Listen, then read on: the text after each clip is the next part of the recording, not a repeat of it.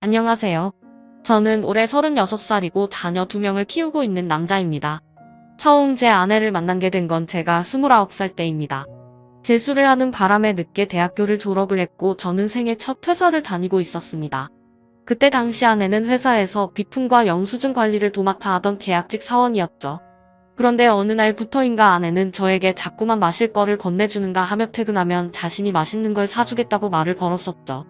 하지만 그때 당시 저는 만나고 있는 여자친구가 있어서 정중하게 거절을 했죠. 그렇게 시간은 빠르게 지나가던 어느 날이었습니다. 여자친구의 생일이 하루 앞으로 다가왔고 저는 몰래 이벤트를 준비하려고 여자친구의 원룸 자취방으로 찾아갔습니다. 그날은 여자친구가 친구들과 생일 파티를 하고 들어온다고 했기에 아무런 생각도 없이 비밀번호를 누르고 들어갔는데 여자친구는 어떤 남자와 단 둘이서 바람을 피우고 있더군요. 저는 평소에 자존심이 너무 센 성격이었기에 그냥 별말 없이 준비했던 선물을 집 안으로 집어던지고는 뒤돌아서서 나와버렸습니다. 뒤에서 여자친구의 목소리가 들렸지만 저는 돌아보지 않았습니다. 정말 서로 좋아했고 충격적인 그 상황에 힘들지 않았다면 거짓말이겠죠. 하지만 도저히 용서를 할 수 없었기에 모든 연락을 피하고 저 혼자서 그 상처를 묵묵히 견뎌내고 있었습니다. 그런데 제가 그렇게 힘든 걸 아는지 모르는지 계약직 사원이었던 아내는 제게 매일같이 호감을 표시하더라고요. 사실 저는 아내에게 관심이 없었습니다. 외모는 평범하면서도 귀여운 편에 속했지만 여자에 대해 진절머리가 났던 상태였습니다. 하지만 아무리 거절을 해도 계속해서 제게 달라붙길래 그냥 퇴근하고 술이나 한잔 하자고 말하게 되었죠. 그날 얘기를 들어보니 아내는 가정 환경이 썩 좋지가 않았습니다. 돈을 벌어서 혼자 계시는 어머님과 어린 남동생의 뒷바라지를 하고 있다더군요. 물론 저보다 어린 나이에 기특하게 열심히 사는 모습이 좋아 보였지만 그저 그런 마음일 뿐 아내에게는 전혀 마음이 가지가 않았습니다. 그렇게 퇴근 후 술을 마시는 게 몇 번이 반복되다 보니 점점 외로워져서 정신을 놓은 건지 아내와 함께 시간을 보내게 되었습니다. 사실 그날 이후로 사귄다고 말만 하지 않았을 뿐 다른 연인들처럼 데이트도 하고 사귀는 것과 다름이 없었죠. 그렇게 몇 개월을 지내다 보니 새벽녘에 전 여자친구에게서 연락이 오더군요. 사실 시간도 많이 지나게 되어서인지 별로 대수롭지 않게 생각을 하게 되었고 결국에는 헤어졌던 여자친구와 다시 만남을 가지기로 했었습니다. 그로 인해 퇴근 후 데이트를 하던 아내에게는 이제 서로 신경 쓰지 말고 남남처럼 그냥 지내자라고 말을 해버렸습니다. 하지만 다시 만났던 여자친구와는 며칠도 채가지 못해서 다시 끝이 나고 말았죠. 처음에는 대수롭지 않게 생각했지만 만나면 만날수록 그때 있었던 일이 자꾸만 떠오르더군요. 더 오래 만나다가는 제게 의처증이 생겨나버릴 것 같고 상상만 해도 견딜 수가 없어서 또 다시 헤어짐을 선택하게 됐습니다. 그러던 중 저녁 늦게 지금의 아내에게서 갑자기 연락이 왔습니다. 한참을 아무 말 없이 망설이더니 임신을 했다고 말하더라고요. 사실 그때 그 이야기를 들었을 때는 많은 생각이 들었죠. 정말 임신을 한 게 맞는 건가? 나를 붙잡으려고 지어낸 이야기가 아닐까라고 생각도 했고 별의별 생각이 다 들었습니다. 저는 다시 한번 확실하냐고 물었더니 확실하다고 하더라고요. 솔직히 그때 당시 아내에게는 정말 몹쓸 짓을 많이 했습니다. 물론 어린 나이는 아니었지만 갑작스러운 상황에 어떻게 이걸 해결해야 할지 몰라 저는 무작정 아내를 무시하기 시작했습니다. 정말 지금 생각해봐도 제가 너무 무책임하기 짝이 없었습니다. 매일같이 울고 불며 이야기를 했지만 저는 끝끝내 아무 말도 하지 않고 모르쇠로 일관했었으니까요. 그리고 눈물만 뚝뚝 흘리는 어린 아내에게 따뜻한 말 한마디도 한 적이 없었습니다. 그렇게 시간은 지나갔고 아내는 마침 계약직 날짜가 종료되어서 회사에 더 이상 나오지 않게 되었습니다. 솔직히 그때는 저도 모르게 안도감이 먼저 들더군요. 이제는 가시방석에 앉아있을 필요도 없겠구나 하면서 말이죠. 정말 지금 생각해도 저는 천하의 나쁜 놈이었습니다. 아무튼 그날이 있고 나서는 멘탈이 제대로 잡혀지지가 않았죠. 그러다 어느 날 친형과 술을 먹게 되었습니다. 이런저런 이야기를 나누다 결국 지금까지 있었던 모든 이야기를 털어놓게 되었습니다. 당연히 친형은 제게 욕부터 하더라고요. 결국에는 부모님 귀에까지 들어가게 되었습니다. 집에서는 난리가 났었죠.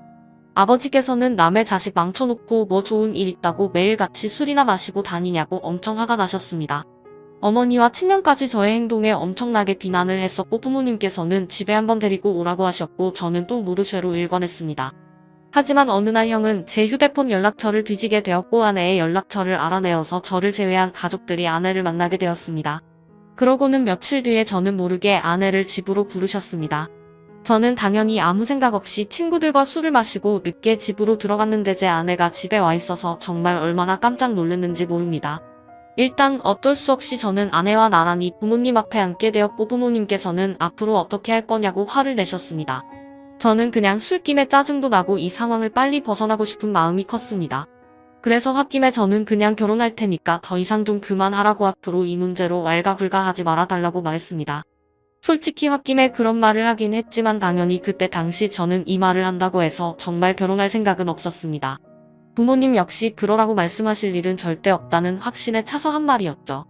하지만 예상외로 아버지께서는 그때 그 자리에서 또박또박 말씀하시더군요. 그러면 지금 처자분 부모님이랑 조만간 만나서 이야기를 하고 싶으니 부모님이 시간 되실 때 자리를 한번 마련해보자고 하시더군요. 이때 당시도 설마라는 생각을 가지고 있었고 술에 취해서 그냥 대충 상황을 정리하고 얼른 일어나서 제 방으로 들어가 버렸습니다. 그렇게 아내는 집으로 돌아갔고 저는 술이 점점 더 올라오더니 제게 말도 없이 집에 찾아온 게 너무 화가 나더라고요. 그래서 새벽 늦은 시간에 전화를 걸었습니다. 차마 입에 담을 수 없는 욕이란 욕을 다 하면서 막말을 엄청 쏟아냈습니다. 아내는 저희 부모님이 비밀로 하라고 해서 미리 말 못했다며 그저 미안하다고 울기만 하더라고요. 아무튼 그날 이후로는 부모님과도 말을 하지 않았습니다. 그러자 부모님께서도 저를 없는 사람 취급하시더군요. 그러다가 며칠이 지나서 친형이 제게 얘기 좀 하자고 부르더군요. 무슨 일인가 싶어서 형과 이야기를 하는데 오늘 부모님께서 아내분 어머님을 만나 뵙고 왔다는 이야기를 제게 해주더라고요. 오늘 가보니 그쪽 상황이 많이 힘든 걸 알게 되었답니다. 얘기를 해보니 아내가 벌던 돈들은 전부 처가댁의 장모님과 처남의 생활비로 다 들어갔었고 지금까지 아내가 모아놓은 돈도 없다고 말하더군요. 그쪽이 형편이 좋지 않아서 당장 혼수조차 부담하기가 힘든 상황이라며 제게 어떻게 하려고 이런 일을 벌인 거냐고 묻더라고요. 저는 그 말을 듣고 속으로 만세를 불렀습니다. 이제 부모님께서도 이 결혼을 포기하시겠구나 라는 생각이 들었던 거죠. 그리고 그때 당시에 저도 취직을 한 지 얼마 되지 않았었기에 모아둔 돈이라고는 고작 1,000만 원가량 밖에 없었거든요. 하지만 보수적인 성격이었던 저희 부모님은 고집을 꺾지 않으셨습니다. 결혼식이야 가족끼리 조촐하게 치르면 되는 거 고집 문제야 본가에서 같이 살면 다 해결되는 문제니 뭐가 문제냐며 제 기대를 꺾어버리셨습니다. 결국 순식간에 결혼 날짜를 잡게 되었고 일정대로 척척 진행이 되더군요. 저는 그때부터 너무 당황했고 속이 타들어갔습니다. 그렇게 좋아하지도 않았던 여자랑 결혼을 해서 평생을 함께할 생각에 암담하더군요. 그리고 부모님의 고집만 내세우니까 점점 화가 나서 크게 대들기도 했습니다. 제 앞으로의 인생이 달린 문제인데 왜 이렇게 무책임하게 진행하냐고 화를 냈죠. 그러자 부모님은 네가 저지른 문제는 성인이 된 네가 책임지는 게 맞는 거고 네가 결혼한다고 하지 않았냐고 되묻자 저는 할 말이 없어졌습니다. 그냥 그때 당시에는 모두가 저를 망치게 만들려고 하는 것만 같아서 사소한 거 하나하나 다 마음에 들지 않았고 고슴도치처럼 모든 게 날이 서서 삐뚤게 느껴졌습니다. 아내에게도 못된 말을 계속했습니다. 이따위로 억지로 결혼한다고 달라질 것 같냐며 나를 만나봤자 돈도 없어서 아무것도 못해줄 거고 시집살이가 그렇게 호락호락할 것 같냐고 말했습니다. 그리고는 정말 너한테 잘해줄 자신이 없으니까 고집 피우지 말라고 했죠. 하지만 제가 그런 말을 할 때마다 자신이 더 잘하겠다며 말하는데 너무 답답하고 그 상황이 싫었습니다. 심지어 친한 친구놈들 몇몇과도 술을 먹다가 이 이야기가 나오면 친구들은 온갖 욕을 제게 했죠. 그래서 점점 이 일로부터 자유로워지고 싶다는 생각이 들기 시작했고 결국 제 책임을 통감하고 모든 사람의 뜻대로 그냥 결혼을 하기로 마음을 먹었습니다. 하지만 너무 삐뚤어져 있었던 저는 그렇게 마음을 먹고도 막말을 입에 달고 살았죠. 부모님께는 잘 살 자신이 없으니 행복한 결혼 생활을 할 거라는 기대는 하지도 말라고 했고 아내에게도 늘 차갑게 몹쓸 말들을 많이 했습니다. 그리고 결국에는 결혼을 하게 되었습니다. 정말 좋아서 한 결혼도 아니었으니 신혼생활은 말할 것도 없었습니다. 신혼여행은 해외여행은 국내에 있는 흔한 여행지로 갔습니다. 심지어 그곳에 가서도 아내는 내팽겨쳐두고 혼자서 이곳 저곳 돌아다녔고 거의 말도 하지 않았습니다. 그리고 나서 일상생활을 하면서도 퇴근하고 집에 들어오면 게임을 하거나 TV를 보면서 지낼 뿐 아내와는 일상적인 대화는 나누지도 않았습니다. 그리고 주말이나 노는 날에는 저는 항상 밖에서 친구들과 놀고 술을 먹다가 들어오고는 했죠. 평범한 부부들은 아내가 아기를 가졌을 때 극진히 대접받는다고 하지만 저희 부부는 그렇지 못했기에 제 아내는 그런 대접은 전혀 받지 못했습니다. 오히려 제 눈치를 보느라 뭘 먹고 싶다라는 이야기조차 단 한 번도 한 적이 없었죠. 그렇게 아내는 제게 불평이나 불만을 전혀 말하지 않았습니다. 그냥 묵묵히 혼자서 어머니와 집안일을 했죠. 하지만 저도 사람인지라 마음이 안 좋을 때도 있었지만 자존심이 쓸데없이 너무 강한 나머지 그러게 내 말 듣지라는 생각으로 그냥 그러려니 하고 넘어갔습니다. 그러다 어느 날 새벽에 예정보다 진통이 일찍 와서 정신없이 산부인과로 향했습니다. 그런데 남들과 달리 하루가 꼬박 넘어가게도 출산이 되지 않아서 슬슬 걱정이 되었지만 결국에는 고생 끝에 어렵게 출산을 하게 되었습니다. 출산 후 지쳐 누워있는 아내를 보고 있는데 저도 모르게 갑자기 울컥해서 눈물이 나더군요. 힘없이 늘어져 있는 모습에 뭔가 모를 마음이 들었죠. 하지만 쓸데없는 자존심에 그 눈물조차 보이기 싫어서 그냥 문 밖으로 나가버렸습니다. 그날 장모님과 처남이 아내의 손을 꼭 잡고 있을 때도 저는 아내의 손을 잡기조차 겁이 나더라고요. 제가 무슨 자격이 있어서 그 손을 잡을 수 있을지. 그냥 무심한 척 수고했다는 말 한마디를 남기고는 그렇게 나왔습니다. 그날 이후로는 제 아내에게 미안한 마음이 많이 생겨났습니다. 언제나처럼 무뚝뚝하게 아내를 대했지만 마음은 그렇지 않았죠. 예전과 달리 미안한 마음이 생겨났었고 그동안 미안했다는 말 한마디를 하고 싶었습니다. 그렇지만 왠지 모를 쓸데없는 생각에 아무런 말도 하지 못했던 거죠. 그러다 어느 날 제 어머니께서 간이 좋지 않으셔서 계속 정기 검진을 받고 계셨는데 결국에는 이게 점점 상황이 악화되었습니다.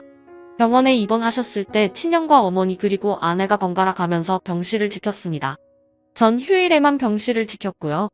자녀를 낳아서 키우고 계신 분들은 아마 아실 겁니다. 새벽이고 낮이고 아이가 잠도 안 들고 울고 할 때마다 아내는 잠이 들지 못했습니다. 그렇다고 제가 애를 봐주고 하지도 않았으니까요. 그렇게 잠도 제대로 못 자고 병실에서 간호를 했으니 그 피곤함은 말로 표현할 수가 없을 거란 거 잘 알고 있었습니다. 그런데 그때조차도 따뜻한 말 한마디 하지 않았습니다. 병실에 있던 다른 분들조차 며느리가 진짜 효녀라며 저한테 장가 잘 갔다는 칭찬을 할 때도 아무런 말도 하지 못했습니다. 입이 두 개라도 할 말이 없는 건 당연했던 거죠. 다행히 수술은 잘 되었고 어머니께서 퇴원하시기 전까지 아내는 그렇게 육아와 병간호를 했습니다. 어머니가 몸이 괜찮아지시고 집에 오셨을 때 부모님께서 물려받은 땅을 팔았다며 1억 5천만 원을 주셨습니다. 근처 전세라도 얻어서 이제 분가라고 하시더라고요. 아내는 한사코 괜찮다고 말하는데 저는 그러자고 했습니다. 사실 이때 그러자고 말을 한 건 아내에게 미안한 마음이 너무 커서였습니다. 아무래도 시부모님이랑 같이 사는 것보다는 그래도 무뚝뚝한 남편 일지라도 아들과 셋이서 사는 게 나을 거라고 생각했죠. 부모님은 당연히 그렇게 하라고 하셨고 아파트로 전세를 하나 구해서 분가를 했습니다. 거의 말도 안 하고 했지만 간간히 아이도 같이 봐주고 이사하고 처음으로 레스토랑을 갔는데 맛있다고 웃으며 말하는 아내를 보면서 이때부터 정말 마음이 울컥해서 눈물이 날 뻔했죠. 그래서 그날 이후로 저는 변하겠다고 다짐을 했습니다. 연애도 저와 제대로 해보지도 못하고 아이를 가졌을 때도 대접 한번 제대로 해주지 못했던 생각이 났습니다. 그리고 시집살이와 시부모 병간호까지 해왔는데 이제 와서 돌이켜 생각해보니 그 흔한 레스토랑 한 번을 같이 와보지를 못했더라고요. 미안하고 너무 미안했습니다. 비록 무뚝뚝하게 말하고는 했지만 이때부터는 그래도 나름대로 다정하게 대했습니다. 그러다가 장모님께서도 평생 겪고 계신 질환으로 많이 아프시기도 했고 처남도 중학생이라서 아내는 간간히 처가에 들려서 집안일을 돕고 집에 들어오고는 했습니다. 나중에 알게 된 사실이지만 장모님께서는 류마티스 관절염을 손가락 마디마디에 걸리셨습니다. 이게 집안일을 하거나 할 때 끔찍할 정도로 아프다고 하더라고요. 하루는 그런 아내가 너무 안쓰러웠고 장모님과 처남까지 마음에 많이 걸렸습니다. 그래서 저는 아내에게 말했습니다. 그냥 장모님이랑 처남 다 같이 여기서 지내자고 말했죠. 진심으로 한 말이었습니다. 그랬더니 아내가 이러더군요. 미안해요. 앞으로는 자주 안 갈게요. 미안해요. 저렇게 말을 하더라고요. 아내의 저 말 뜻이 어떤 걸 의미하는지 다들 아실 거예요. 아내는 제가 처갓집에 자주 가는 걸 못마땅하게 생각해서 비꼬는 마음으로 저렇게 말을 한 걸로 오해를 한 거였습니다. 지금까지 하지 못했던 미안한 말과 참았던 눈물이 울컥해서 쏟아져 버렸습니다. 아내 손을 꼭 붙잡고 미안하다고 말하면서 애처럼 너무 서럽게 울어버렸습니다. 당황해하는 아내에게는 그동안 정말 미안했다면서 앞으로 살면서 그동안 잘못했던 거 천천히 다 갚을 테니 용서해달라고 정말 서럽게 울었습니다. 그리고 처음으로 아내와 오랫동안 마음에 있었던 많은 말들을 이야기했습니다. 그동안 잘해주지 못해서 미안했다는 말과 함께요.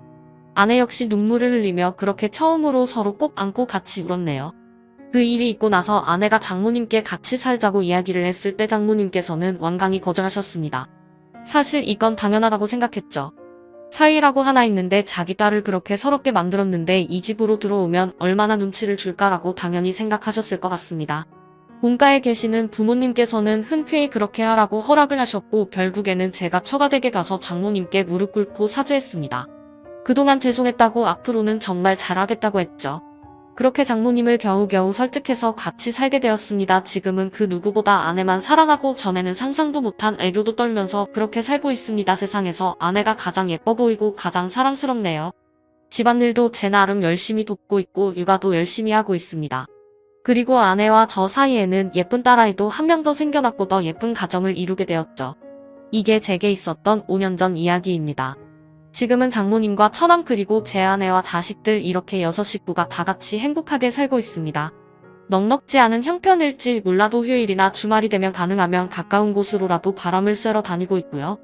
지금은 아내에게 잔소리도 들어가면서 지내지만 그 누구보다 행복하게 해주려고 아내를 여왕처럼 받들고 지내고 있습니다.